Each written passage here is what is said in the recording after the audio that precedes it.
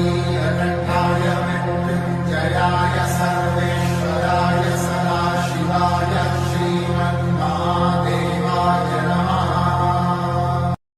ॐ नमस्ते अस्ति भगवन् विश्वेश्वराय महादेवाय त्र्यम्बकाय त्रिपुरान्तकाय त्रिकाग्निकालाय कालाग्निरुद्राय नीलकण्ठाय मृत्युञ्जयाय सर्वेश्वराय सदाशिवाय श्रीमन्महादेवाय नमः।